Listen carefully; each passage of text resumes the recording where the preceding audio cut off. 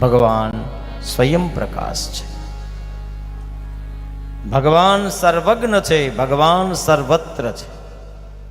હરિવ્યાપક સર્વત્ર સમાના તુલસીદાસજી મહારાજ કહે છે. બધામાં એ છે જેને કોઈના પ્રકાશની જરૂરત નથી. ત્રિગુણાત્મક સૃષ્ટિ જેનાથી ચાલે છે, સત્વ રજ અને તમ ગુણ જેનાથી છે, એ ભગવાન છે. ધામના સ્વેન સદા નિરસ્ત કુહુકમ. કેવા છે ભગવાન? તો અહીંયા બતાવવામાં આવ્યું છે જે સ્વયં પ્રકાશ જ્યોતિથી માયા અને તેના કાર્યથી પૂર્ણતઃ મુક્ત છે. ભગવાનને કોઈની માયા ક્યારેય લાગે જ નહીં.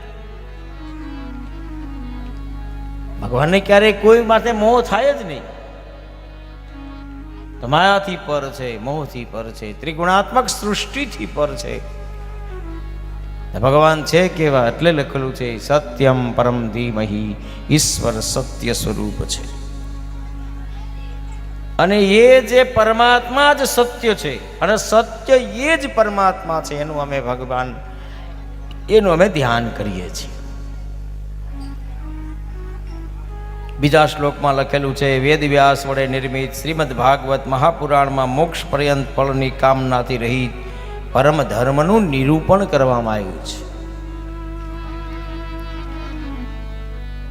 ભગવાનની કથા સાંભળવાથી શું થાય? લખેલું છે અહીંયા વેદ વ્યાસજી, અંતઃકરણ શુદ્ધ થાય. ષડ રીપુ મારાન તમારામાં બેઠા છે, રાગ દ્વેષ ઈર્ષા અહંકાર, મારું અને તારું. આ મટે નહીં. અને બદલાવા માટે અંતઃકરણ શુદ્ધ થાય છે. ભાગવત એવો ગ્રંથ છે કે કર્મ જોતું હોય તો કર્મ મળે, જ્ઞાન જોતું હોય તો જ્ઞાન મળે, ભક્તિ જોતી હોય તો ભક્તિ મળે. ત્રણે ત્રણ વસ્તુ આમાં છે, જ્ઞાન, કર્મ અને યોગ. ભક્તિ પણ છે આમાં, વૈરાગ્ય પણ આમાં છે અને જ્ઞાન પણ આની અંદર છે. કોઈ માણસ એમ કહેતો હોય હું કર્મને જ માનું છું, પરિશ્રમથી બધું મળે છે, એવો કર્મને હું માનું છું, તો કર્મ યોગ પણ ભાગવતમાંથી મળે. કોઈ કે ના અમે તો જ્ઞાનને માનીએ, તો જ્ઞાન યોગ પણ ભાગવતમાંથી મળે. કોઈ કે અમને જ્ઞાનની ખબર નથી, કર્મની ખબર નથી, અમને તો કેવળ ભાવની જ ખબર છે, તો ભાવની ભક્તિ પણ ભાગવતમાંથી પ્રાપ્ત થાય છે. ત્રિગુણાત્મક માયાથી પર રાખી અંતઃકરણને શુદ્ધ કરી અને જેને જે જોઈએ એ આપે, એનું નામ ભાગવત. ભાગવત છે કેવું બતાવવામાં આવ્યું છે. નિગમ કલ્પ રોર ગલિતમ ફલમ શુક મુખાદ અમૃત દ્રવ્ય સંયુતમ પીબત ભાગવતમ રસમાલયમ મુહુરહા રસિકા ભુવિ ભાવુકા. જેમ આંબાની કેરીની અંદર રસ રસ અને રસ જ હોય, એવી રીતે ભાગવતની અંદર પણ રસ રસ અને રસ જ છે.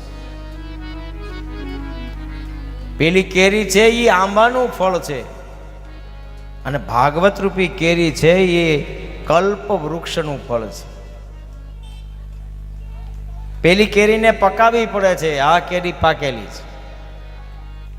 જે કેરીને પોપટે ચાંચ મારી હોય એ કેરીમાં મીઠાશ બધા કરતા વધારે હોય, એવી રીતે ભાગવત રૂપી કેરીને શુકદેવજી જેવા મહાપુરુષે ચાંચ મારી છે, એટલે આમાં રસ રસ અને રસ જ છે.